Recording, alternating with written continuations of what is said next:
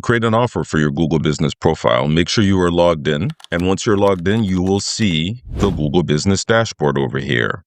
Then you want to go to posts. When you select that, you have the opportunity to choose the type of post you want to create here. And in this instance, we are creating an offer. Once you select offer, the interface changes completely, as you can see. And then you can fill in all these fields. And so we'll fill them in here. So your offer title here is 15% off professional video editing services. And the offer details will be put in the description right here. Then you select the start date of your offer, the start time and the end time. If the offer does not repeat, you can leave it on does not repeat. However, if it does repeat, whether you're doing it daily, weekly, monthly, you can actually customize it too. So you don't have to come back every week to make your changes. And if you're going to customize it, you'd select the days you want the post to repeat on.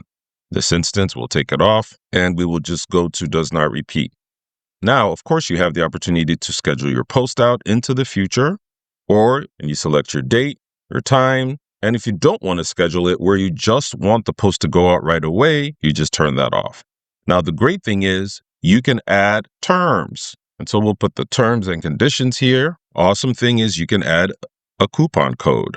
Scroll down and add that, whatever your code is, and then the link where you want them to go to. So we'll just put our services link here. And now you have your offer set up. The only thing you need now is an image. And you could just simply drag your image there. You also have the opportunity to add more than one picture. And when you add that, you have 2 pictures now that you can edit, and you can add more. But in this instance, we are just creating an offer and we'll be sticking to 1 picture. So I'll delete the offer I don't want. And if I do want to edit this picture, I surely can. So if I decide this is all I want to show here and click save, it crops it out so that the part that I really want to show is actually showing. So here we have our offer all set up now. And once again, I'll schedule this out.